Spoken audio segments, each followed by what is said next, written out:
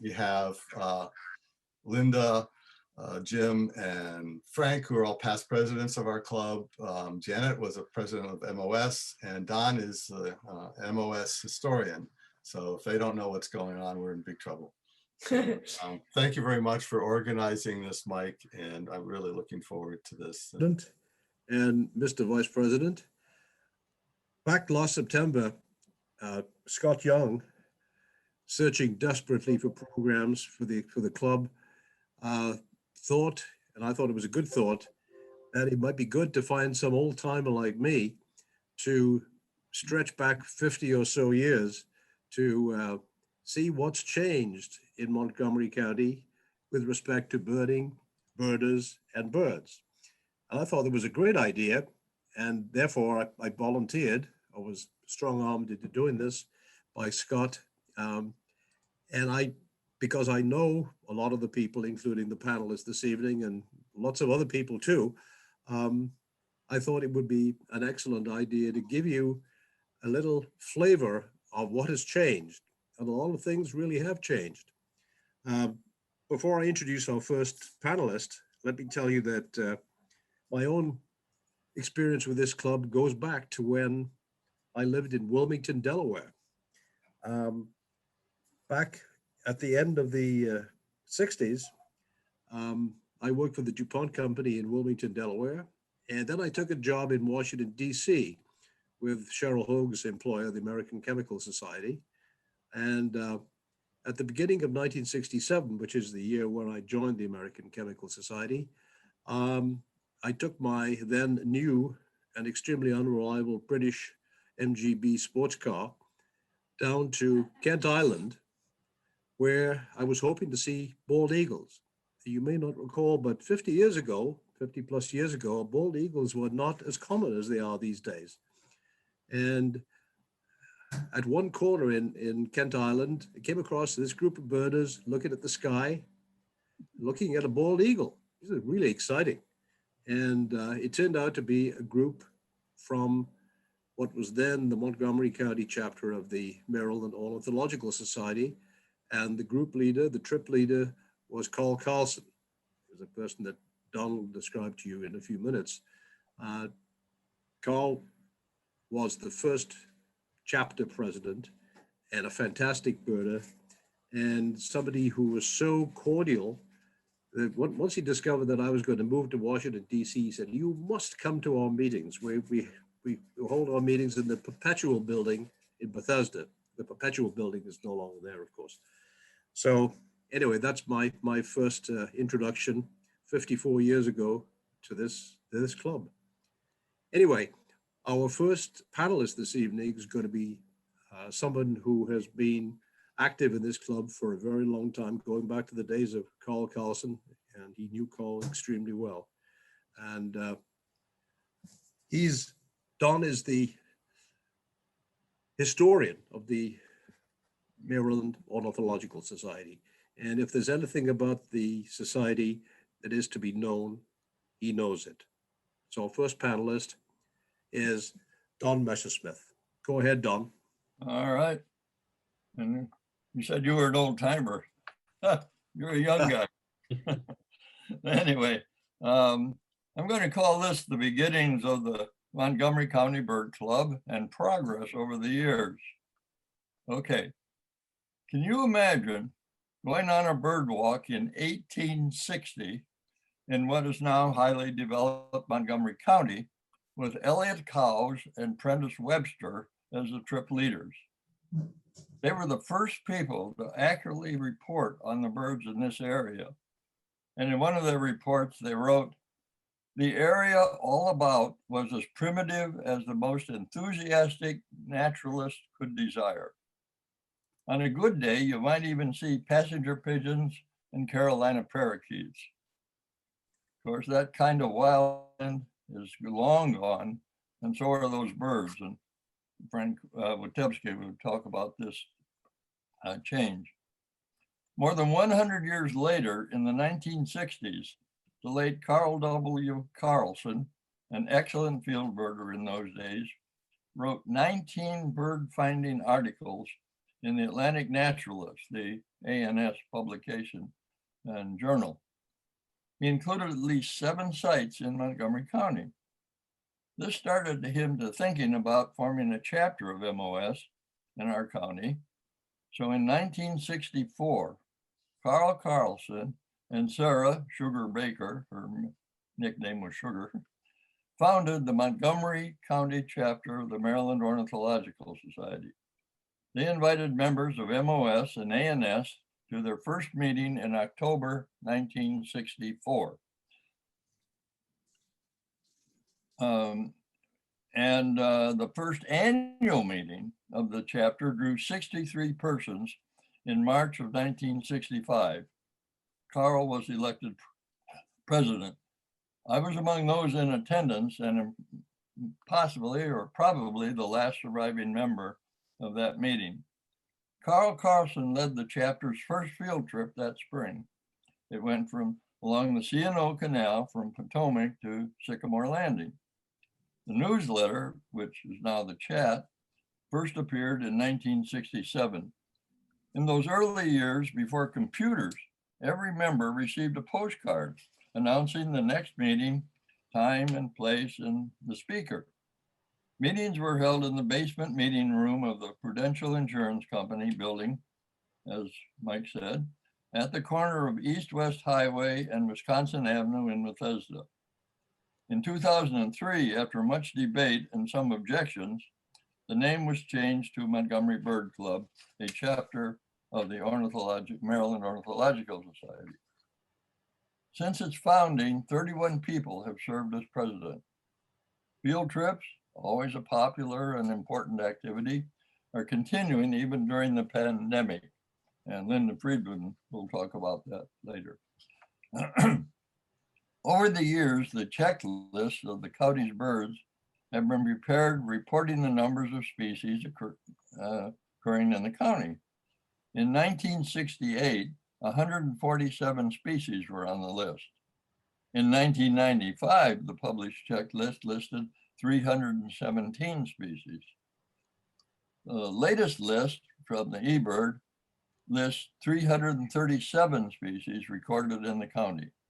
Now we can add the confirmed painted bunting to the list, although this is not the first county record of this bird.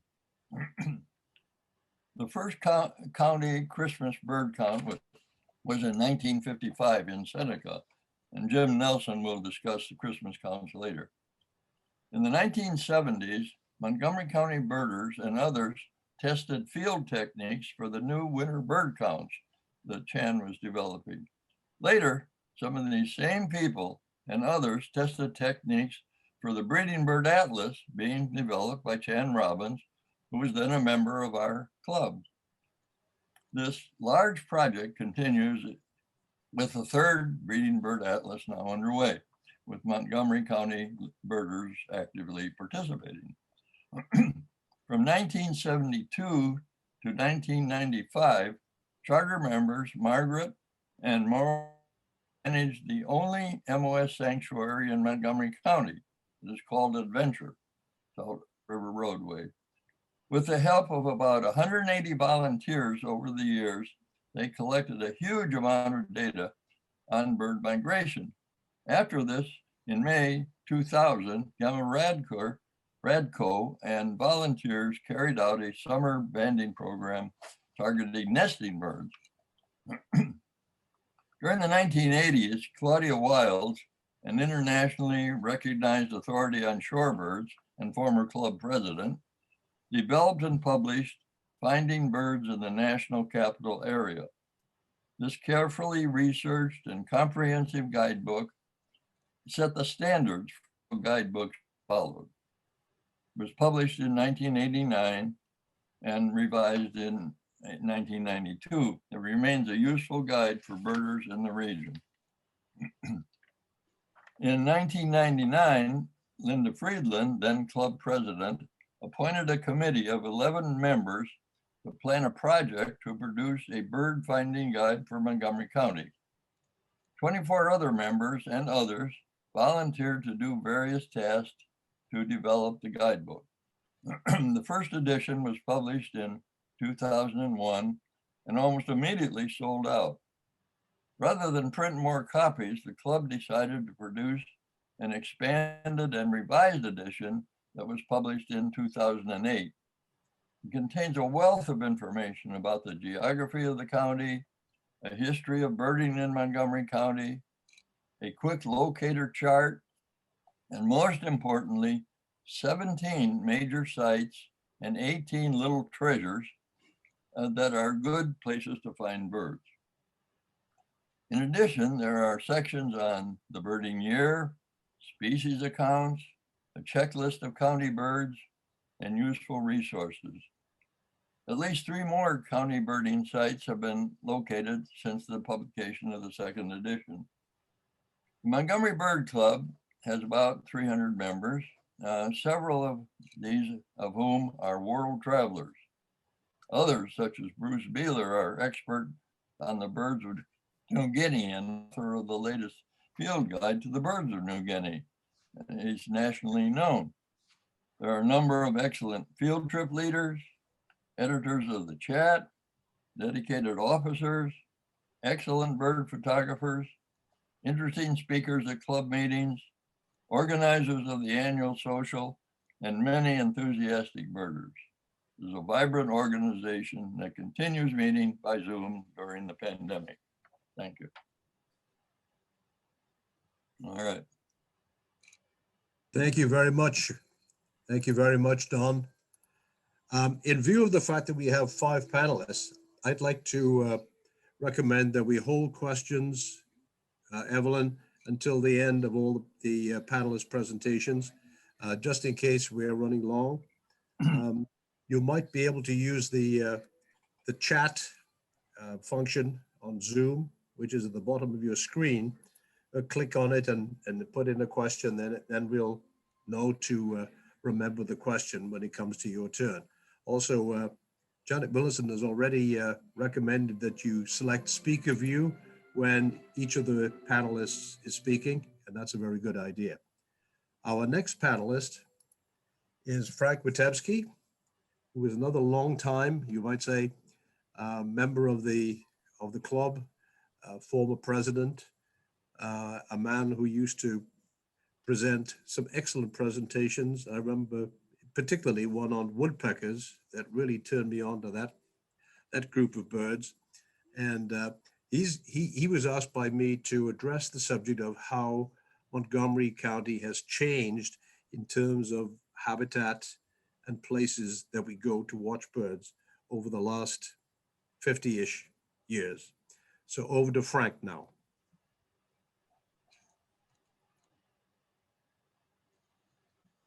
Your turn, Frank.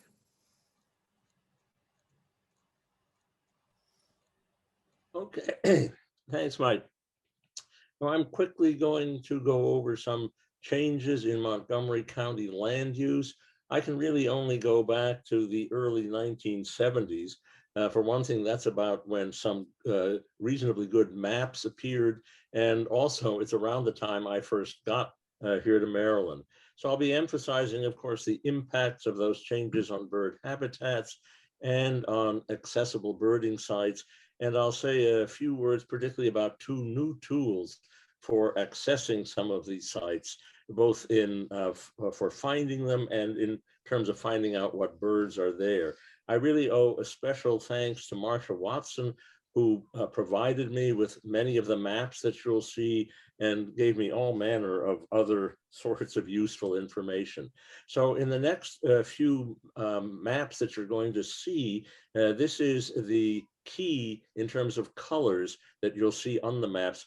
I gave you a photo, or I'm showing a photograph of the key separately because it's going to be very small when they're on the screen with the maps themselves. And basically, the main, for Montgomery County, the main developments of interest are primarily residential. And the colors go basically from low density yellow through dark brown for high density residential development. There's also some red and some institutional, not much industrial development in Montgomery County at all. The darker green that you'll see is forest, and the pale green is agriculture. There's really nothing for just fields that haven't been used for agriculture or anything else. So this is as far back in time as the available maps of this sort go, and this is 1973. You can see, not surprisingly, that most of the development is in south central Montgomery County. Again, the yellow is low density residential development, brown is medium density or tan, and dark brown is high density.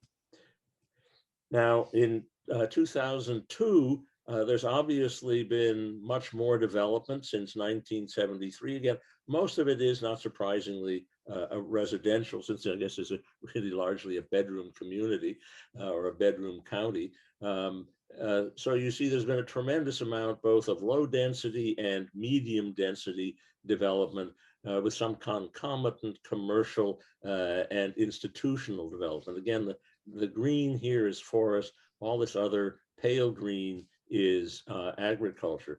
Now, jumping ahead to 2010, this is the latest available map of this sort. And bear in mind that this is now about 11 years ago. So there's been a great deal of development since this last map, but there's no map of this sort available to show you. And if you remember the map for 2002, this may not look like there's been much change, but if we put these two maps side by side, you'll see what's happened. A lot of low density residential development has been changed to medium and high density development. All this dark brown is high density, and there's been concomitant commercial and institutional development as well.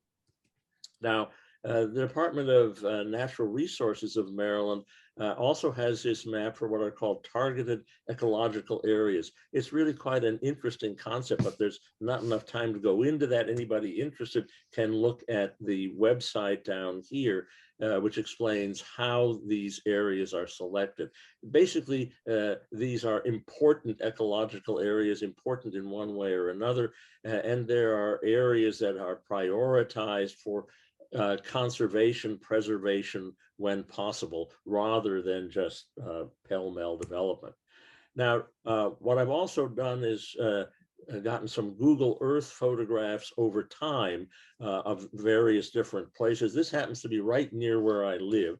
I'm down here in this corner, and this is Lay Hill Park up here. This is 2005, before construction on the ICC was started, and here is the construction in progress of the ICC. You can see a lot of forest and other land has been used for this. And now in 2019, the ICC has been completed. These white strips are bridges. These on the ICC, this is Lay Hill Road. It's not that apparent from here, but I can tell you an awful lot of trees have disappeared from here.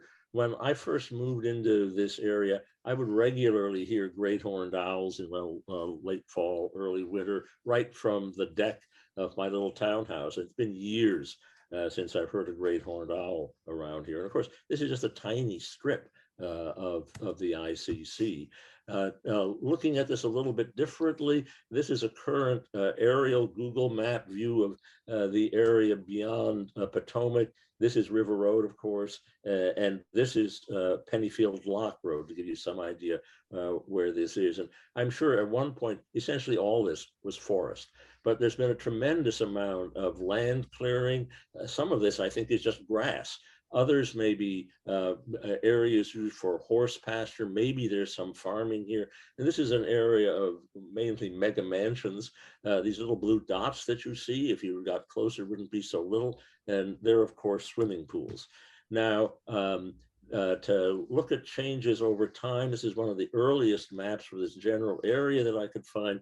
This is from 1988. This is a little closer in towards current Potomac. Not as far out as Pennyfield, for example. The earliest maps were just black and white. And superimposed here, these lines are the current roads. I think development for this area was already probably starting way back in 1988, but you can see there are essentially no houses, and many of these roads back then just didn't exist as roads. This is the way it looks now, pretty highly developed, again, quite large houses, occasional blue dots for swimming pools, and of course, more roads. Now, in a way, a much more insidious development, if you want to use that word, has occurred. And I was really quite disturbed happening to find this. So this relates to changes in habitat that are not really immediately visible. The essence of this study from 2018, published in the Proceedings of the National Academy of Sciences, is that non-native plants reduce population growth of many insectivorous birds, presumably. The one particularly studied was the Carolina chickadee. And the essence of this is that young chickadees require an adequate amount of insect food to grow and survive. They're essentially obligate insectivores as young birds, and many birds that can eat seeds as adults are also in the same situation, although they weren't specifically studied for this project. And the idea is that non-native plants provide significantly less insect food compared to native plants. They tend to be more resistant to native insects, for instance. So it makes a tremendous difference. And interestingly and alarmingly, the study found that chickadee populations can only be sustained in areas where more than 70% of the plant population consists of native plants. Since more than 80% of the United States is privately managed, much has been converted to non-native ecosystems. And as I said, these findings almost certainly pertain to many other insect species as well. This study was done, for what it's worth, in the Washington, D.C. metropolitan area, but I'm sure it applies to other areas as well. So Don mentioned both of these books. This is Claudia Wild's book, or a photograph of that. And it's interesting and disappointing in a way. Just between 1983 and 1992, one of my favorite birding sites completely disappeared. That was Goody's Nursery off of Goody Drive. That, I think, is now essentially an industrial park. It's the only place, as far as I can recall, that I ever saw saw-whet owls. This is the second edition of the Birder's Guide to Montgomery County that Don mentioned. There are still a few copies of this available. You can get them through the Montgomery Bird Club website, and it really is, I think, still very useful. I like to have hard copies of things when available. Now, let me very briefly go over essentially two newer guides, if you will, to birding sites. So this is, again, largely the work of Marsha Watson, who's really been the driving force behind this. This is only available online, but it's an incredible resource. You can explore this, again, online. Of course, this is just a screenshot, many different ways. By the way, this is the current website. It's been changed from the original one. This is the website at the moment. If we look at this, say, by county, this is what will come up. One of the things about Montgomery County is that the major parks, I think, have largely remained the same. They're national parks, regional parks. So their boundaries, I think, haven't changed that much. Inside, there certainly have been changes in terms of what's happened in terms of trails, access, and whatnot. But the overall boundaries, I think, have largely remained the same. Of course, there's some new ones. This is a Blue Mash Nature Trail, relatively new, of course. So you can click on these in the guide. You can find out much more. If you go to the CNO Canal, this is what would come up. Again, this is in what you'd see in the guide. And this is a tremendous amount of information with links to all manner of other useful things like eBird, hotspot information and whatnot. It's really amazing, and it's a tremendous amount of work. I know Marsha is hoping at some point to add both Lay Hill Park and Tridelphia Reservoir as additional sites, and she would welcome people who know about these sites helping her to write this. She's busy now with working on more analogous sites in other counties, some of which are not nearly so well represented as Montgomery County. And then this is the last, if you will, site finder that I really want to mention. Unlike the other site finders, as I'll get to in the next slide, this is also a bird finder. But this is really the hotspots as defined by eBird. And by the way, I might say right now that Mike Bowen is really the guru of hotspots for Montgomery County and many other areas as well. So if you go into eBird and look at the explore function, look at hotspots, don't put a hotspot name in. In order for a hotspot to come in, you have to put the name in absolutely exactly as it is in eBird. But what I've done here is just look at hotspots for Montgomery County over all the years for which data is available. And I picked on one deliberately. This is Redgate Park, a relatively new and an increasingly popular hotspot. I like it very much. It's right near where I live. So if you click on any of these, you'll get an analogous thing like this. And through that, you can get the lists of all the sightings that have been submitted, and you can also get directions to the hotspot. Now, another way of searching is by bird and site. Here, what I've done is look for evening grosbeaks seen from December of 2020 to January 2021, just in Montgomery County. And a map will come up like this for all of Montgomery County. This is just a screenshot of a portion of the map. So this is the actual hotspot where evening grosbeak, from which evening grosbeaks have been reported. In fact, of course, the evening grosbeaks have not been actually in the water of the Potomac. Most of them have been, half a mile or so further upriver, but they've been reported as from this hotspot. If they're reported as somewhere else, even a few feet away, if you will, if it's not in that hotspot, you won't see it unless you click on the particular spot for that, but I don't want to get into that. A couple of things to notice. Unlike the Birders Guide to Maryland and DC, eBird is neither parking space nor restroom friendly. The Birders Guide will tell you about parking, it'll tell you about restrooms, all sorts of useful things. So this is Riley's Lock Road. This is the Riley's Lock hotspot. Here's parking.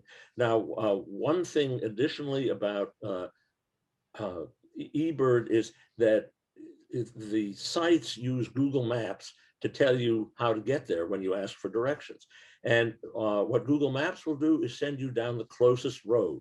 Now, note here, the closest road is not Riley's Lock Road. It's this Cheffley Mill Road. Probably almost all of you realize that this is not the way to go. It's almost impossible for at least somebody my age to get from the end of this road over to here. What you really want to do is come down Riley's Lock Road and park here. So it's useful to look at these maps, particularly if you're heading to a hotspot that you don't know anything about, to see sort of where it is and get some idea of where you might park.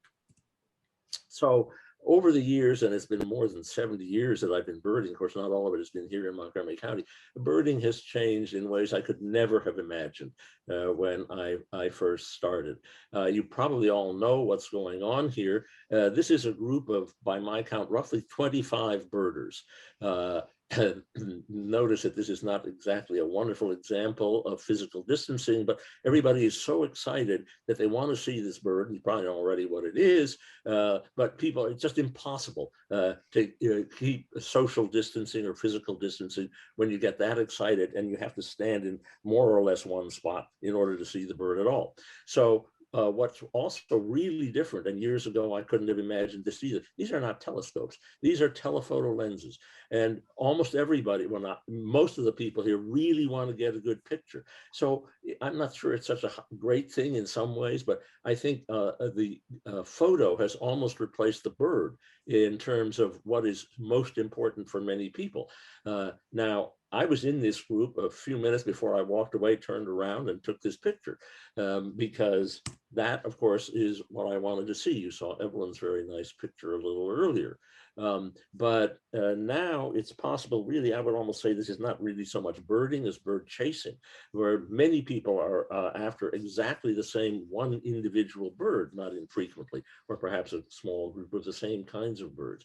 This just couldn't have happened maybe 20 or 30 years ago. It wouldn't have been possible for that many people to get that precise information that quickly and get all this equipment lugged to the same place. The equipment didn't even exist. And this was not what we saw in this picture. This is not a busload at a birding convention. Almost all these people came in small groups or individually to this place. So I would have to say, at least from my perspective, that the situation in Montgomery County and certainly elsewhere has in some ways at least deteriorated for birds. Certainly for some particular species, things have improved some over the years, but there's been a tremendous loss of habitat. There's also been certainly some, it's hard to know how much, decrease in the quality of the habitat that remains. And I have no idea what the future will hold, but certainly everywhere I go, I'm struck by how much development is ongoing. Thank you.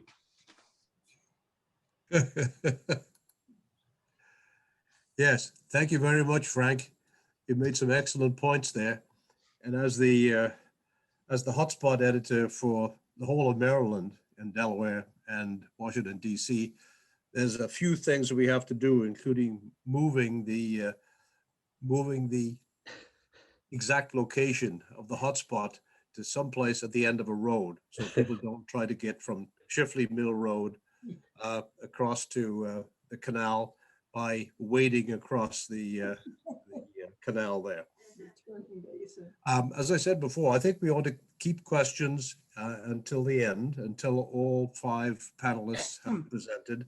A number of people have already put up questions on the chat, and most important of those, I think, is the fact that the guide to the Birders Guide to Montgomery County, 2nd edition, there are still some copies which President Evelyn has in her possession, and will part for them only if you write a check to the chapter and give it to the treasurer, Chris Wright.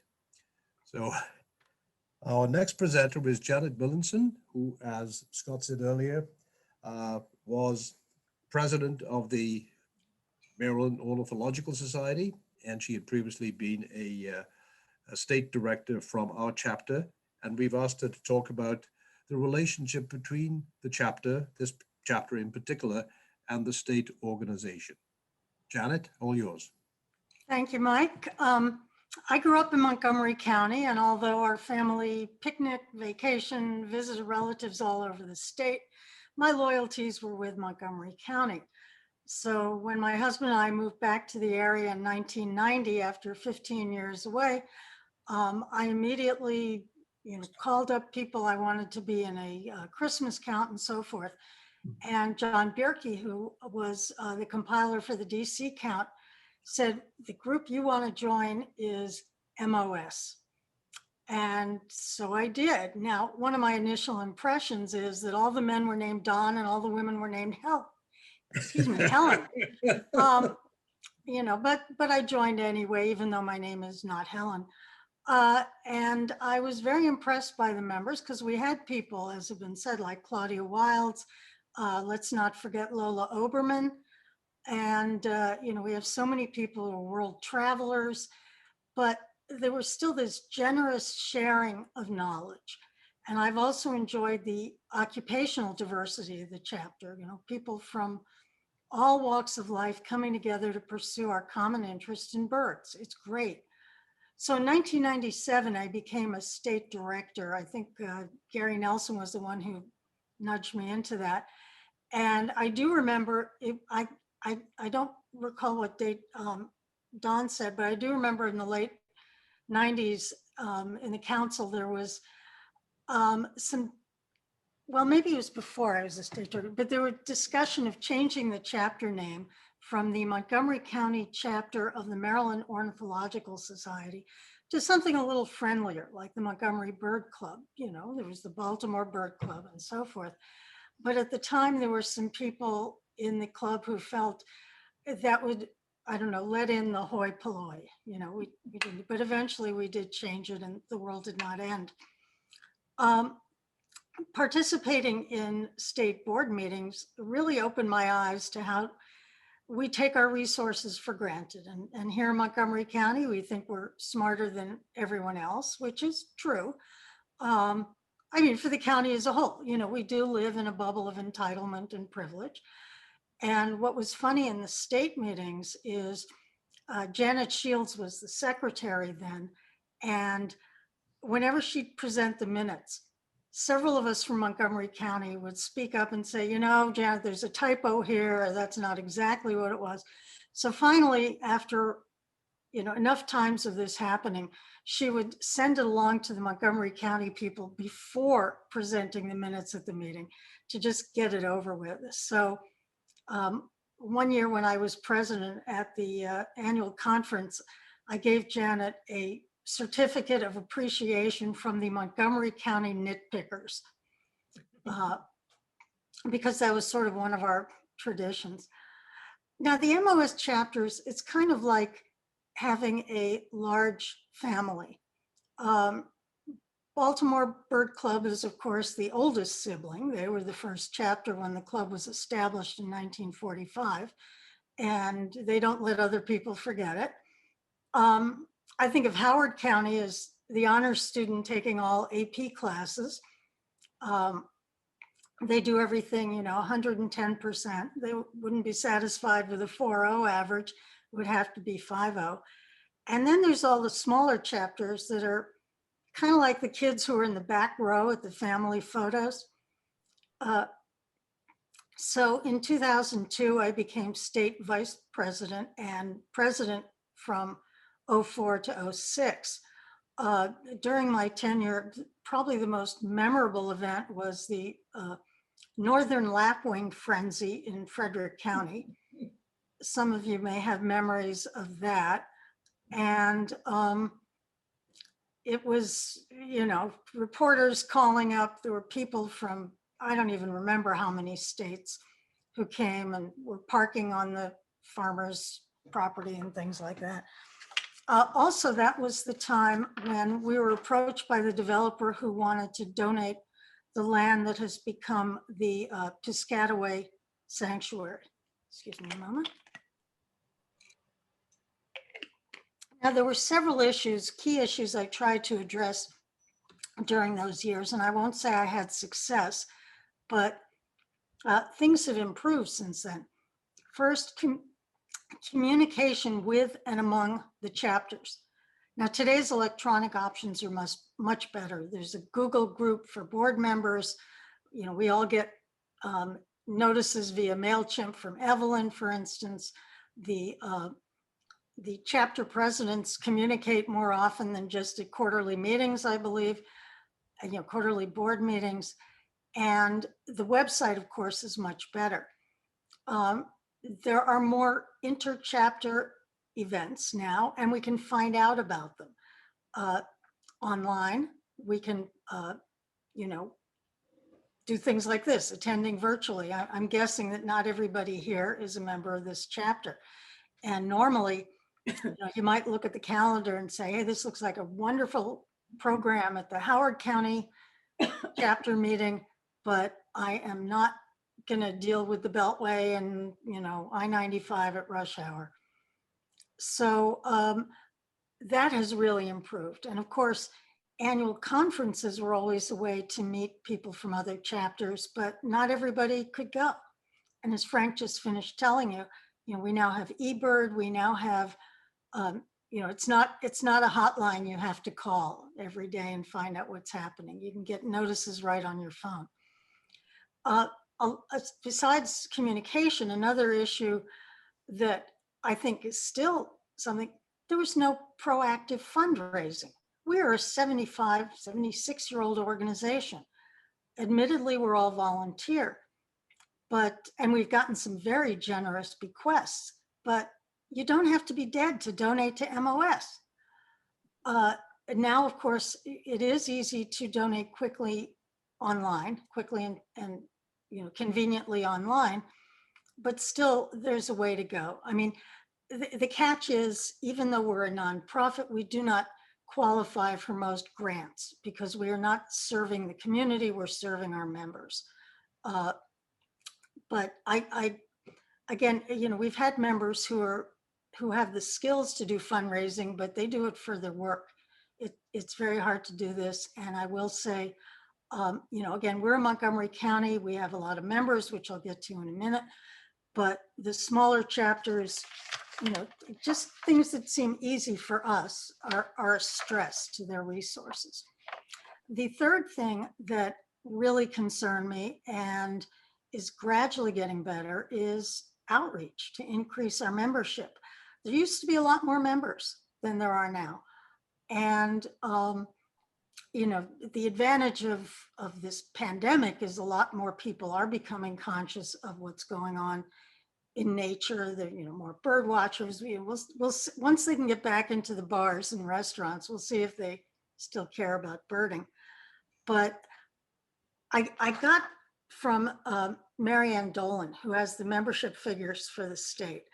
I got some numbers and made a very interesting chart. The chapters ranking them by the number of members, and then sort of the membership per capita for the county population. So in other words, how many members per 1,000 residents in the county? Montgomery, of course, is near the top. Okay, the chapters, Baltimore is the county plus the city. So of course that's the biggest, but they are fairly low on per capita membership. Montgomery is second largest. We have around almost 200 members. And of course, the second largest population compared to the Baltimore's. We are 8 out of 15 chapters in terms of per capita membership, given the population of the county. Nobody, I will let people guess which chapter is number 1 in per capita membership. Nobody will know this, but give it a try. Anyone? Tri-county? What was it? Tri-county? No, but you're in the sort of geographic vicinity, Talbot. And Marianne said that's because a lot of people are moving over there in retirement, and it's got great birds. But they're the outlier. Most of us are lower than that. And, we have small counties with the same few people doing all the work. I mean, literally a handful of people. So we need to do more outreach. But also there is the issue of diversity. And one of the things I tried to do in the past is leverage our new sanctuary, the Piscataway one, to do more outreach in Prince George's County. Patuxent is one of the smaller chapters and does not have the resources or whatever. So, Marianne and I were talking about that a bit. But, there's a lot of people over there we could get as members, and it's a statewide issue that we need to look at. But again, I guess my time is running out, but, we have so many resources, so much going on here. Let's use our smarts and our resources to keep MOS on track to at least make it to our centennial. And thank you. Thank you very much, Janet. That was very interesting and really quite sobering in terms of the relative decline in membership. And when bird watching is becoming so very, very popular, especially during this awful pandemic, it's kind of a tragedy that bird clubs, including our own, have not expanded in size. There's at least one question for you, Janet, in the chat thing, but we will keep that to a little bit later. It is a question about the figures for DC in terms of number of birders per population and so forth. We're going to go directly now to Linda Friedland, who has been for quite a number of years our very hardworking field trip chair. And prior to that, of course, was vice president and president of the club herself. And she has an interesting perspective on the development of bird field trips in Montgomery County. So please go ahead, Linda. Thank you, Mike. Well, for me, it all began innocently enough in 1994 when then President Lou DeMoy called me up and asked me if I would chair the field trips. Well, since there was no committee to chair, I became the sole proprietor. And little did I know that it would continue on for a very long time.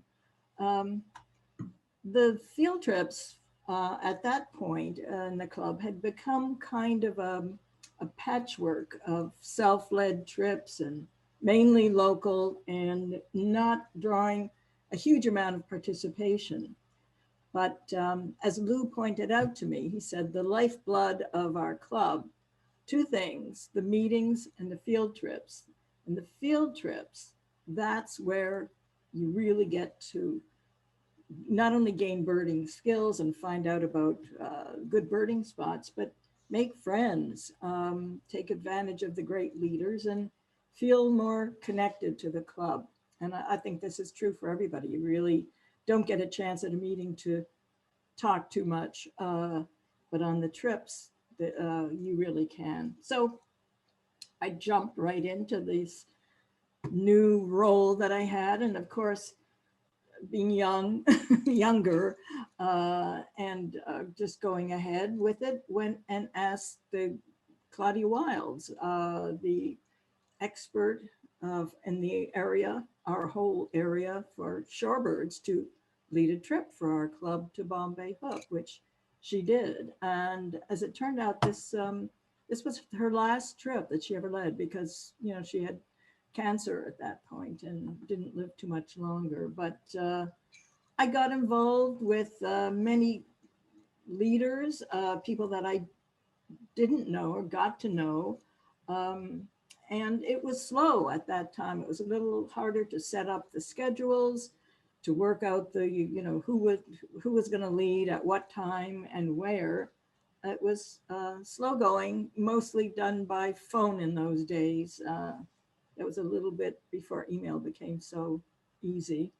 But over the years, with the help of the leaders and the suggestions from the membership, it did expand the reach and the variety of our trips. But there was a mix of weekday and weekend trips. Some of you will remember heading over to Rock Creek Park for Bill Dobbins and Wallace Cornack to show us spring migration at it, looking way up into those tall, tall trees. Then there were also, we would head over the river, led by Mike Bowen, to discover the Occoquan. That was new at the time. And we stood, some of you, yes, many of you remember standing in the spring, chilled to the bone, waiting for the sound of the woodcock, with Jim Green and his big flashlight helping us get on them. Huntley Meadows wasn't too far to go for a morning in those early days. Some of you might remember Luther Goldman. He was still leading trips there, well into his 90th year. So that was always good. It's a little harder now to cross the river, but Luther Goldman was great. And lily ponds, our very own Frank Witebski right over there, was one of the first to help us find sparrows over at lily ponds. So in those very heady days, early days, there were many full day trips as well as 2 and 3 day trips. Blackwater continues to be a great 1-day trip. Now Mark England is leading trips there. For many years, we headed over to Garrett County for 2 or 3 day trips led by John Bierke. And those were very popular trips, always with a long waiting list. There were many January overnight trips to Ocean City that, again, very, very popular and often long waiting lists. And what do we have? Yeah, Frank Witebski has appeared again on my list of great trips and great leaders.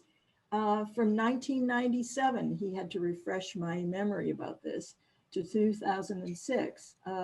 He took us to the Outer Banks, where we had at least 3-day trips, maybe more. And Jim Green also was a co-leader on some of those trips.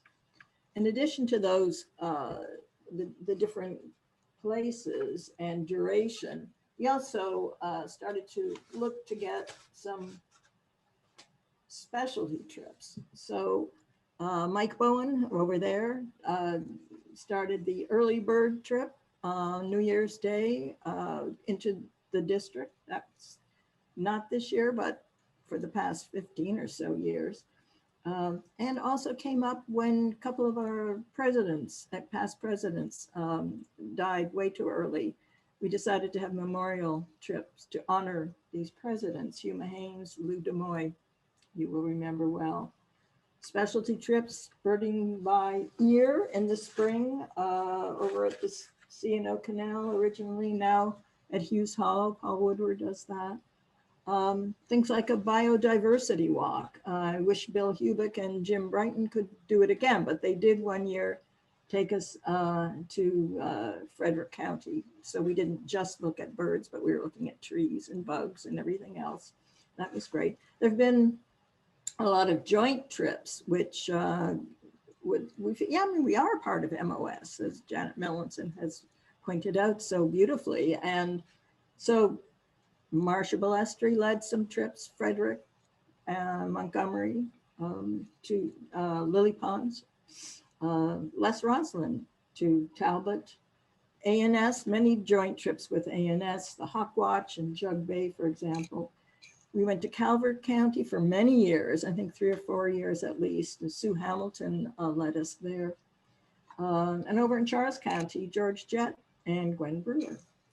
But with the changing times and the bird populations, as Frank has pointed out, it meant that we now have to think about different places to go. The C&O just is no longer the great hotspot for warblers, but now we have just found out about Kenilworth Park, Red Gate, Croydon Creek. These are great new places, and we've got great leaders to show us exactly where to go and what to look for. Wheaton has become a great hotspot for warblers, and Little Bennett too. And thanks to people like Mark England, we were able to gain access to Oaks landfill and be part of the spectacular sight of watching the harriers being replaced by the short-eared owls in winter as the sun goes down. That's always a great thing to do. But with the advent of eBird, and this, Frank has pointed this out too, and Maryland Birding, Google Maps, and all of these things, birders now have easy access to what's where, how to get there on their own or with a small group. But so many have opted to do that, but we still, even in the time of COVID, we are still filling our trips and getting people to come out and have waiting lists too once more, in spite of all of that. But let's hope that once this is all over, we can start doing these 2 and 3 day trips to far-flung places like we did in the past. And finally, I would just like to say that talking about different chapters and their different strengths and weaknesses and who's the best. Well, I happen to think that we have the best leaders. I really do. We have these wonderful, I mean, they're skilled, they're patient. They make even the rawest beginner feel comfortable and learning. So we continue to build up our rota, or what can you say, the leaderboard of trip leaders. And this year, this is really great. We've got several new people leading. Max Wilson is leading a trip over at Cabin John. Joe Cox is a new leader. And our president, Evelyn Ralston, is leading a trip for us at Wheaton. And we also have the youngest member now to join the leaderboard, and that is Nathan T, who will be teaming up with his mother, Stella, to lead a trip at Hughes. That, unfortunately, the one they had scheduled needed to be canceled because of weather, but it's going to be rescheduled, so don't worry. I don't know if there's time. I was going to ask some of the leaders on our panel if they had any little incident they wanted to report, but I don't know if there's time for that, Mike. Well, I'd be happy to respond to that. Okay. I've led probably hundreds of trips for the Montgomery Bird Club over the years, starting at a time when, quite frankly, everybody I led on the trip could identify birds much better than I could. So when I was first a leader back in the 70s and 80s, I sort of dreaded the trips because I knew I would be expected to identify everything that we saw or heard, whereas 50% or more of all the people at the trip could probably identify the birds better than I could. The ultimate came on a trip in 1982 in the early spring when I woke up in the morning to the sound of heavy rain, went out to Sycamore Landing where I was supposed to lead a trip, and to my relief, nobody was there. So I decided I probably should go home. However, a bird flew in front of me and it was a merlin. And I hadn't seen many merlins at that time. And the next bird I saw was a northern harrier and then a bald eagle. And then I went into a field, I saw a snipe. So I spent 2.5 hours. I got 57 species and nobody else was on that trip at all. And that particular experience didn't happen again until 2018, when our late president, Stephanie Lovell, had arranged for a midweek trip to Lewis Green Conservation Area. And unfortunately, she was too sick to do it. And she asked me if I would take it over. And I said, of course I would. It was a Wednesday. We got to Lewis Green. There wasn't anybody there.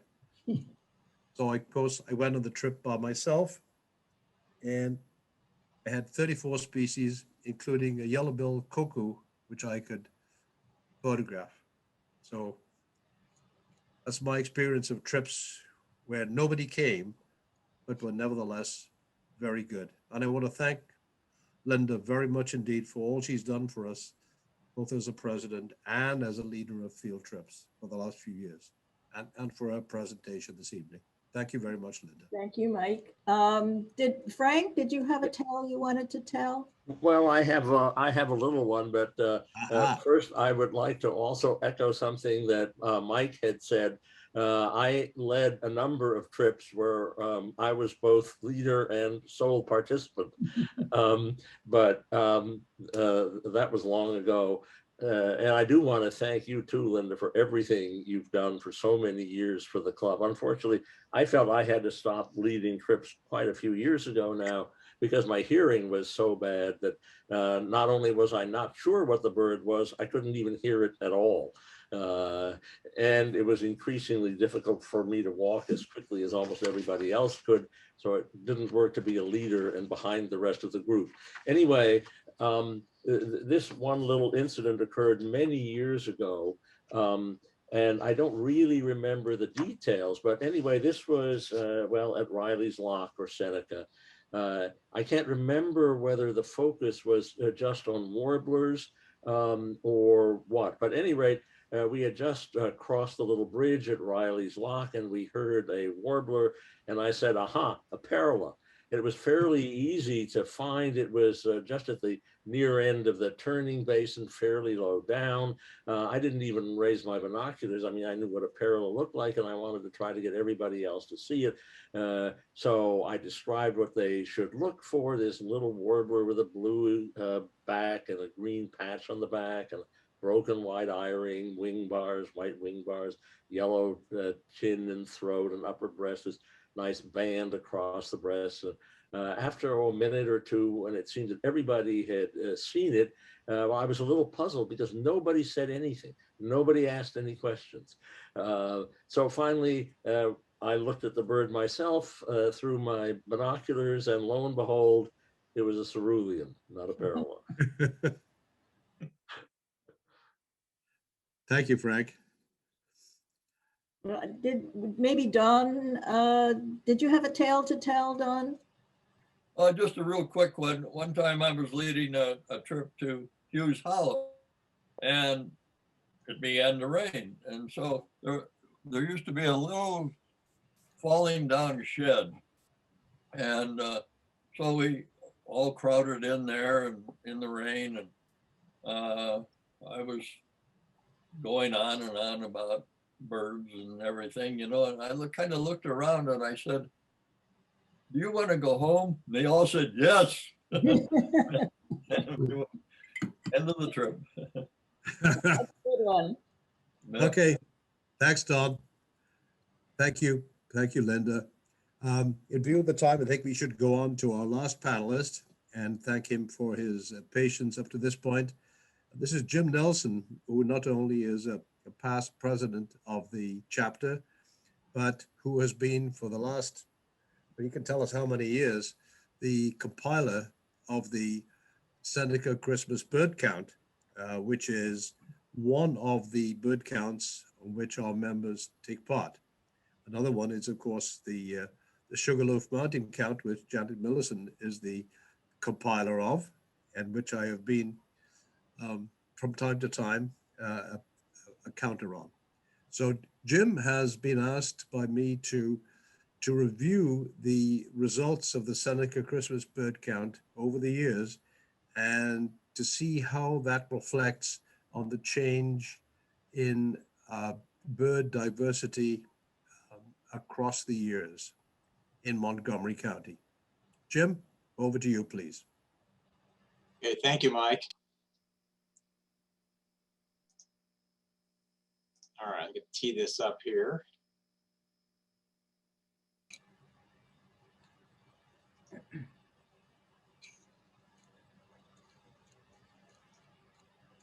We can see it.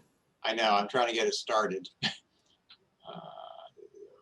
From beginning, okay.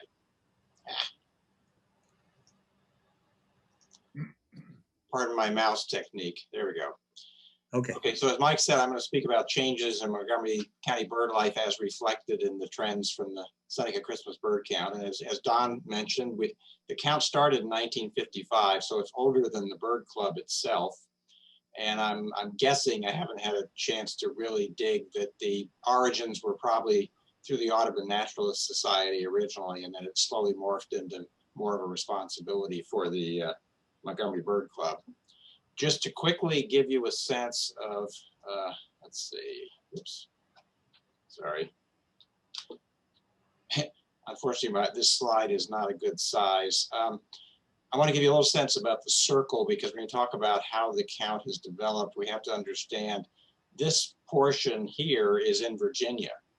And Frank spoke a little bit about the development that's been happening in Maryland. Of course, the development on the other side of the river, where there is no such thing as an ag reserve or anything like that, means that the portions of Loudoun County and Fairfax County here that are part of the circle have really transformed much, much more than the totality of the area that's in the circle that's in Montgomery County, because fortunately, because the center of the circle is here at Violet's Lock, a good piece of the Montgomery part of it is in the ag reserve. So we've had the benefit, and some other major parkland like the C&O Canal and some of the parks that go north. So we at least have the benefit of more preservation. So when I talk about the trends this evening, it's a little hard to break out what may be the changes in Montgomery County specifically, and what are the changes because of all the stuff going on across the river. Okay. So again, in 1955, there have been 62 recorded counts. There were 4 years where there was no count recorded, and I'm still doing some research there. I inherited some files from Mark England, who was my predecessor as compiler, and I think I have data for one of these years that I may be able to contribute to Audubon to fill in the gap. Interestingly, the first recorded counts were, I think, before the Christmas bird count got more organized as a national effort, and it was a little more piecemeal in those early years. But even in after the first 10, when there were not a lot of people and not a lot of coverage, these total species observed in the Seneca Circle never fell below 90, which is an amazing number. This always happens by tradition. It's always the first Sunday in the count period that the Seneca count occurs. And the all-time species count was in 1995 when 110 species were found on the count day. And since that, well, through the years, annual counts have been 100 species or more 28 times, which is really amazing. And since 1975, we've had lots of volunteers all the way along the way, but since 1975, we've had 100 or more people participating each year, which is amazing. So the most notable changes are the habitat losses and changes due to the growth and development. And obviously in the Montgomery County side of things, the most significant is the loss of the natural and rural areas that are outside the ag reserve. And you can see that on Frank's map and the way it sort of goes up through the center there along 270 and then it goes out to the sides. Another factor that we're seeing more and more is the effect of climate change, and what that's affecting is where birds are in December. We're finding more and more that if it stays warm to the north of us, certain migrants that would be here by December aren't here by December anymore and may never come in a winter, depending on the weather. And obviously, much beyond the Christmas bird count, habitat and climate changes have impacted bird reproduction and survival where they breed and where they winter, and obviously it can have impacts even in the areas that they migrate through. So I want to talk about species trends just kind of as reflected by the CBC results. The most significant are the reductions in the number of open country rural species, which is not surprising given the levels of development, the development in Montgomery County, but again, because the results are also part of Northern Virginia, the significant changes across the river. But there have been increases in waterfowl over the years, which is kind of interesting too. And I don't know if that's changes in their populations, changes in the fact that we have open water most winters here that may have frozen over in colder previous years. There are a lot of possibilities there. And sort of as a general observation, species totals have trended down slightly in the last 20 years. The numbers of birds is the critical measure, and we are seeing an increase in unusual species over the years, which is kind of interesting. So let me talk, I'll just kind of go by groups. Let's talk about waterfowl first. The numbers of most species of waterfowl have been increasing since about the 1990s. The exceptions are American black duck, which is a declining species overall, lesser scaup, common goldeneye, ring-billed gull, and herring gull. And I think some of the impact with the gulls may be changes in where they have feeding areas they could use.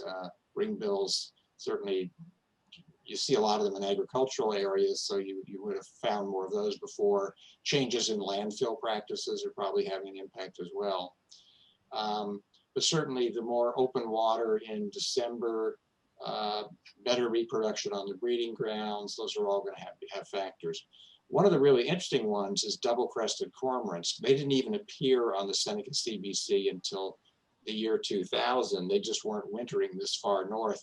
Now they're wintering, up here. We have them every year, and in fact, on the 2020 CBC, which I haven't finished all the reporting on yet, we set a new record for the total number of double-crested cormorants that we're seeing.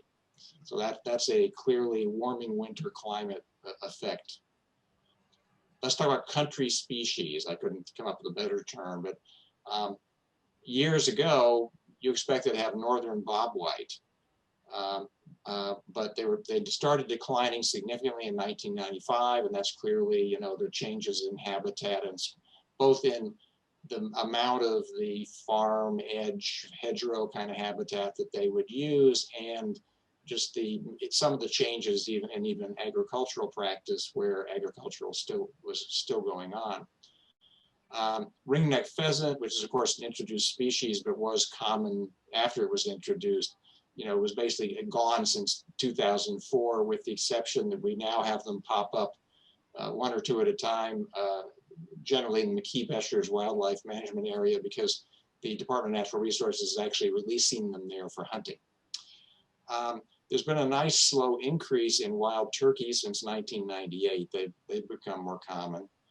On the other hand, American woodcock, which was pretty reliable, for most counts until 2004, and since 2004, we've only had 5 birds, and in all but one case, that was a single sighting. And we did have one this year in 2020, which was interesting. And this was one that I was somewhat surprised by, but in a sense, we think of mourning doves because we have them around our yards, but they really are a country species too. And they've been steadily declining since 2007. As I mentioned here, generally, 1,000 or more back before that, and now less than 500 as we hit each year. So that's kind of interesting. In the raptors, it's a lot of different things going on. Black vultures have just skyrocketed in a sense since the mid-1990s. And that also seems to be, in my mind, where do they spend the winter? I think in times when winters were colder, turkey vultures might hang around, but the black vultures tended to disappear and then come back when the weather got warmer. We've had a steady increase in turkey vultures since the 1980s. I don't know if we're creating, more roadkill and stuff for them or what it is, but there are plenty for them to eat. Cooper's hawks have been increasing since the mid-1990s. This may reflect a lot of different things, but could be related. Obviously, at one time there was, hunting, even if it was illegal, hunting pressure on things like Cooper's hawk because they were known as chicken hawks and not popular to farmers. That might have been an impact. There were no bald, Mike was talking about looking for a bald eagle back in whatever year it was. There were no bald eagles recorded until 1976 on this count, and they've been rising slowly since then, and then jumped into double digits by 2007. And that's just the clear success of restoring bald eagles. No more the DDT working its way out of the environment since it was banned, and we see those changes. American kestrels, on the other hand, have had a significant decline since 2002, and that's reflective of all the observations about American kestrel in all the ways they're being counted. They are just declining everywhere in the U.S. and Canada as a breeding species, so it's not surprising we have fewer here in the winter. And similar to the bald eagle, there were essentially no peregrine falcons being seen on this count until 1998. And then they've been showing up in 6 counts. And they're frequently near we also have them near our circle, but not intruding into the circle on the count day. But they are around now, and that's another benefit of introduction and reduction of things like DDT that were impacting them negatively. The first common ravens were found in 2005 in the count circle. They're now very regular, and we keep getting record counts of those as we've done recent years. I found the blackbirds. I said blackbirds here as a way of kind of organizing these in the traditional blackbird species. Red-winged blackbird, as you can see here, peaked at 40,000 birds that were counted in 1978, and since 1987, it's been below 700 each year. Cowbirds peaking 1980, at almost 35,000, and now it's usually well below 1,000 since then. Common grackles, and this one just floored me, 250,000 in 1978, and over a 13-year period, there were 10 years where there were at least 50,000 counted. And since 1980, since 1986, most years we've been below 300. I think it's hard for me to nail down these 3 species as examples, but I think it may be the significant change in the kind of habitat they would have, the fallow, not fallow fields, the harvested agricultural fields with lots of leftover waste in them that I think they would have, waste grains and things that they would have been feeding on, I just don't think are in our circle anymore. And I think these big number populations are just moving farther south, because I read these phenomenal counts from southern states of their wintering blackbirds. There are clearly lots of blackbirds of the various species, but it's just they're not doing these wintering things in the mid-Atlantic. They go farther south and have more food there. That's my my guess just from these numbers. Other country birds, the eastern meadowlark, significantly declining since 1990, usually less than 10 seen each year. And then this year we just broke the bank. In December of 2020, we had 68, mostly in two flocks, one on the Virginia side of the river and one at the Isaac Walton League property near Poolsville, which got us to that number, which was phenomenal for recent years. Other interesting ones, the mockingbirds falling since the 1990s, again, reflecting the changes in the hedgerow, habitats that are popular with them in both sides of the river. But interestingly enough, the eastern bluebirds have been increasing, and I'm assuming part of that is because we love bluebirds and people are maintaining bluebird trails and putting out houses. And we got our second highest number ever in December of 2020. So they're doing well. In the sparrows, it's very interesting. Field sparrow, tree sparrow, white crowns, and white-throated have all shown declines since the 1990s. And again, that's probably just the change in the amount of habitat that's around for them to be in the winter. But we have seen chipping sparrow increasing in that same time interval, which is kind of interesting. For lack of a better term, I characterize the yard birds because these are things that we would count in yards as well as finding out in the less developed part of the county. And I think the first two of these may be closely related to the study that Frank was talking about, and some other factors. But Carolina chickadees and titmice are both down, declining since 2000. Not great numbers of either one in the December 2020 count. I actually was a participant in that. I had a birdhouse that chickadees were using in my yard, and when Desiree Narango and the other folks were doing that study of the chickadees breeding, they actually came and observed the family using one of my wren houses and put a radio tracker on the female and tracked her around the neighborhood as she was feeding her fledglings. So that was kind of cool to participate in. But that was the study that all this data came from, and that they've identified as a lack of native plants leading to more insects, which is more food for the babies. Another factor in the last couple of years that there were some particular declines seen throughout the year in the chickadees. And one thought was we had one spring a couple of years ago where it was very wet and cold at the wrong time in the spring, and it basically adversely affected the chickadee breeding that year and just knocked the population way back. And we may still be seeing some of that since our chickadees are local. They're not migrating in and out. If the ones here are the ones that breed here. Interestingly enough, red-breasted nuthatches have just become more unreliable as a bird on the count. And I'm not sure what all the factors are there. They may just more consistently now have reliable food to the north of us that they wouldn't have had, 20 or 30 years ago when the winters were colder, and they had more reason to come down this far. Not surprisingly, given the warming climate, is the trending upward of Carolina wren, which is a resident species. And so it's reflecting the fact that they're doing better and better here because, again, I think we have, warmer winters, they survive much better and they can keep increasing. House sparrow has been trending down for about 20 years, and that's reflective of some bigger observations throughout the country and even over in their home, land across the ocean where it's been a declining species. And it may just be a factor of, we see a lot of them around our feeders at our houses, but their numbers were also dependent on, feeding at around farm buildings where there was going to be a lot of grain and oats and things lying around for them to eat. That might have affected it. Both the finch species, the house and purple, have been trending downward as well, which is kind of interesting.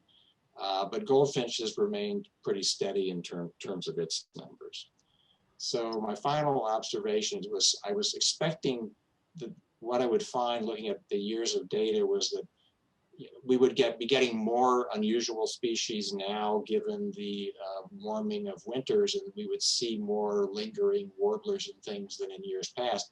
but I was actually surprised to see that, interesting rarities have popped up, after about the first 10 years of the count, interesting species would pop up, unexpected warblers or other passerines that, we wouldn't expect to see here. So there's not a real pattern to that, even though we are picking up some new ones pretty steadily, and have another new warbler, black-throated green, on this year's count that we hadn't had before, for example. Some species that obviously at one point would have been considered rarities are not anymore because they're now here. And these are generally species that they weren't migrating out of the US. They were only migrating farther south than us. And what's happening is, because it's warmer up this way, they don't have to go as far. So we're more likely to see them staying north. So we have some species just growing that way.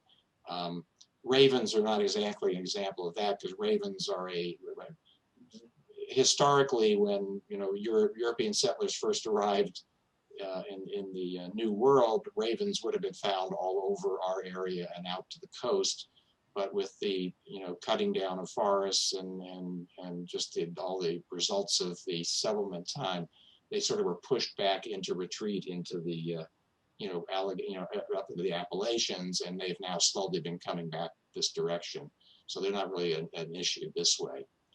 The other thing about unusual birds is that there were some rare winter visitors that we might have had some more of in the past, because they actually came down, and now with warmer weather to our north, they're going to hang out to the north. So with that, I will turn the thing back to Mike, and I guess we can do questions. So let me unshare here. Well, thank you very much, Jim. Let me defer at this point to Scott and Jim. Let me defer at this point to Scott and Evelyn to tell us how long, if any, we have for questions. I think as long as people want to hang out, well, not forever, but for a good Okay. minutes or so, if there's enough questions. I want to correct Mike. He said that I had to strong arm him into doing this, but I think he was really enthusiastic and jumped right in and assembled a great panel. And so I really want to thank Mike and for the panelists for participating. For a relatively new birder, it was really fun to hear all the history. Thank you. So, okay. I'm not sure if we have any questions on the chat link. Let's see here. Somebody, Francesco Grifo has a question, wondering if there's any link between country birds and hunting levels. Does anybody have a feeling on that? It's true about hunting in Montgomery County. Yeah, I mean, hunting. There is plenty of hunting in Montgomery County. The McKee-Beshers Wildlife Management Area. The Isaac Walton property in Poolsville is hunted, and turkey hunting is popular in the county, and yet the turkey populations have been trending upward. And I think the thinking on things like loss of bobwhite is that's a habitat issue. That's not a hunting issue. Right. There's never been severe hunting pressure in our immediate area. It's possible that some of the waterfowl increases are maybe just because there's a decline in waterfowl hunting generally, just because of the hunting population has been shrinking. That's been one of the concerns, because a lot of habitat conservation money comes through agencies whose budgets are all from license fees for hunters. And then there's an interesting uptick in the pandemic. I just was reading an article. There's been an uptick in the pandemic year of an increase in the number of hunting licenses observed in a number of states, because people have wanted something to do in the outdoors. So it's been happening, but there's really not in the last 20, 30 years, I don't think hunting pressure is at all affecting any of our bird populations. I wondered specifically about the mourning doves, because I always see, the dove hunting fields at McKee-Beshers, but I didn't know if anybody actually hunted doves. people may, but there are so many doves. Again, it would have to be it would have to be on a scale of what happened to the passenger pigeon, where they were being killed in the millions to have that kind of an impact. Thank Yeah, you. it's amazing. In the United States, every year, 20 million mourning doves are shot. And yet this is still a pretty common species. And if you've seen them when they get scared in your yard and they go boom and fly in every direction, they're not easy to hunt. That's right. So. Andy Martin had a question for you, Jim, having to do with, was there any trend in the numbers of great blue herons over time on the Seneca count? That's again, is the water open issue. And I think we have sort of seen some increase in how often they appear. It's not big numbers, but in how often we get them. I'm actually, as we're talking, I'm doing a quick look at my table here to see if I can find the numbers. Let me see, great blue, yeah. They're commonly, we get them anywhere from 40 birds to almost to nearly 100 birds in different years over the last 20 to 30 years. So as long as the water is open, it's amazing how many of them can stay around with us and actually be here in the winter. They just need somewhere where they can go for fish or frogs or whatever they're going to try to find to eat. And you get some, we still get the occasional unusual river or winter where something like even the Potomac freezing over would happen, but that's become less and less common. So it's even easier for them to find food here.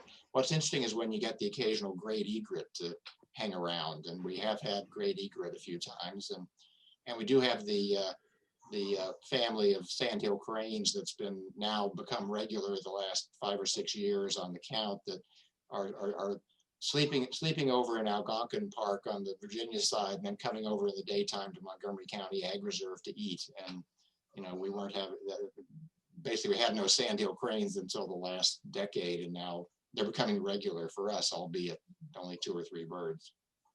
Well, I have an anecdote. I don't know how relevant it is to the hunting thing. That I don't know if Lydia's still here. She told us about going to Hughes Hollow, and it was rail hunting season, as if we have very many rails at Hughes Hollow. But she ran into a hunter who was walking out and showing his 3 rails that he caught, but they were green heron. So I don't know if we're going to have any green heron at the Hollow this spring or summer or what. So. We had a question Taste. from Ed, our webmaster, which is a very challenging question to anybody on the panel. It says, where will birding be in 20 or 50 years from now? Where do you think we are going in the county? Anybody want to take that on? Some years ago, I came up with the idea of writing a Christmas bird count report. Well, I don't remember how many years, but we'll say 50, 60 years. And in my imagination, there was a report that this year they passed the 1 million mark finally in starlings, and house sparrows were still on the increase in 50 years from now. And someone actually reported a mockingbird, which hadn't been seen in the last couple of years. And so I went on and on with the imaginary count of what I was saying was that introduced species were the ones that were increasing, native species were disappearing, and that what we today call common birds were no longer common. Yeah, that sounds very very convincing. Anybody else? Well, I think the unknown factor is climate change and how much it's going to do, even if we're trying to protect habitat and so on, what it's going to do.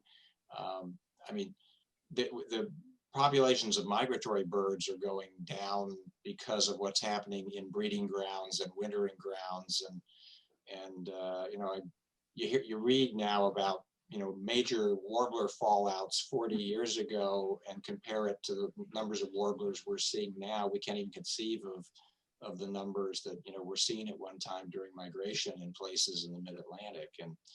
And you know, some birds will continue to thrive around us because the way we behave will keep them somewhat fed. But there's a lot of scary stuff about overall declines in insect populations because of practices like the neonicotinoids, if I'm pronouncing that right, in agriculture that seem to have a lot more impact on non-target insects and also have impacts on the birds that are eating them. But yeah, we just don't know. I mean, if for insectivorous birds, if climate change and other human activities greatly reduce insect populations, there's no food. I mean, there's the study that Frank cited was just about chickadees, but I think he's right. There's probably lots of other stuff potentially affected there. And I noted a question whether, is it just the fact that we're using non-native plants, or is it also that we're using a lot of pesticides around our houses? My observation is I don't think people are using that many pesticides because a lot of the non-native plants, you don't need to use pesticides because nothing we have here wants to eat them anyway. So other than deer. Can I build on something Jim said about the climate change and all? Another change I've seen in MOS over the years, it used to be people wanted the club to focus on the recreational aspects of birding. And there was a certain amount of pushback when people said, no, we also need to address conservation. And I think these days, most people recognize the importance of MOS advocating for reduced use of pesticides, habitat preservation, all these things. You know, I think it's worth remembering this fairly recent article in Science that over something like, I think it was 50 years, I can grab it if anybody really wants it, but there's been a loss of about 3 billion birds. So over that time period, roughly, I think it's 30% of the bird population, this is the total bird population, not any one specific species, have just disappeared. So if you assume that that trend will continue, things are really pretty grim, I must say. Yeah, we talked about house sparrows declining. The study in England as to why, or the UK as to why house sparrows declining so tremendously there is that there's not sufficient insect prey. So the chicks are fed insects in their first few days, weeks, to bring the chicks to be fledged. And this is a native species there. It's just not enough insects left. And there's tremendous declines in a lot of their birds strictly for that reason, even though there's still a lot of hedgerows and agriculture and so forth. So I think we can all see that too, because I don't know about you, but driving 20, 30, 50 years ago down the highway, your windshield would be completely covered with bugs. And now it's much less of a problem that way. There's another reason house sparrows are declining over the last even 100 years. And that is that 100 years ago, there were horses walking around depositing food for the house sparrows on the highway. And now that, of course, that source of food is almost totally gone. And McDonald's isn't making up for it, so. Right, yeah. Sort of the same thing. We have plenty of house sparrows in our neighborhood because everybody feeds birds, and I mean, all our houses around us are feeding birds, and we have lots of house sparrows. I estimate that 20, 25 come to my patio every day. Before everyone starts fading, I would like to thank all the speakers and Scott for organizing this and Mike for emceeing it, and this was absolutely terrific. I also would like to say just a word about something that Janet mentioned about the connections and the contact between MOS and us. John McKittrick, the current president of MOS, is very concerned about the connections and the contact between the chapters and MOS, and he would definitely like to increase that. And if anyone of you has any questions for him or want to contact him, he will be very happy to respond. And I try to, he sends to the chapter presidents a letter every month, and I always try to put in one of the MailChimps that I send you. I try to share some of the news that seem most interesting. And I should add his email address and phone number if someone wants to contact him. And in this respect also, we have maybe one more link with MOS. I don't know if Dave Wood is still here, but I know that I've seen his name. He's the new editor of the Yellow Throat. And I read kind of a bit in diagonal tonight, the first edition, the first issue that he has worked on came out, and it's terrific. And so it's very nice that one of our members contributes to that. And I think that I'll shut up here. If anyone wants to continue. Real quick, if I could just say one thing. It's been fantastic presentations. Can you hear me okay? Yes. Okay, and I was kind of going down memory lane because I was part of the birding community so long ago, and Dr. Messersmith, you were the one that got me into it. I went to one of your classes at the University of Maryland, and I remember you going over the 20 most common birds, and I was like, isn't the starling just beautiful? It wasn't until 10 minutes later that I was like, what a bastard that starling is. But, now I look out and I'm running after it. So I appreciate, you for getting me into it. And it was also kind of bittersweet because I was thinking back to the days of Maryland Osprey and seeing names like, Paul Zucker and Les Rosland and Helen Patton. And, tonight, Gail, I don't know if I can pronounce your name correctly. I've seen you around for years. I always pictured you with really long, dark black hair. And I'm like, oh my gosh, she doesn't have black hair. So it's just kind of neat to see all these tie-ins. So thanks for a great night. Okay. Reddish brown hair. Very good. Okay. So I think that maybe it's time to Evelyn or Scott, where will we be able to find the recording of this meeting? So we can- yes, good question. So I do a recording for every each of the meetings, and we put them on our Vimeo channel. However, Scott in general does some editing, and we try to remove people's views and just only leave the presentation and the view of the speaker, which here will be a little bit more difficult. So we'll see how to do it, but we will have it, and we'll let you know. It'll be up eventually, some form. Yes. Okay, so good night, everyone, and thank you very much again. Thank you. Good night. Thank you, Evelyn. Right. Be careful tomorrow. Oh, Yeah. Yeah. If the meeting were tomorrow, it would have been snowed out. We missed it, Yeah, at home. Yeah. that's right. No more snow outs. Yeah. no excuses now. You've got to Curse of the February chapter meeting. Yeah. Okay. So, Don, actually, I have a question for you. There's just a few of us left. Did you know a member named, last name was Hogan, like our current governor? I don't know exactly the first name. I can find it. Does it ring a bell? Not for me. Okay, because actually These are the people who first lived in my house. And I once saw a list of people who had attended something in the 50s or 60s. And I saw the address of my house and I said, oh, that's very interesting.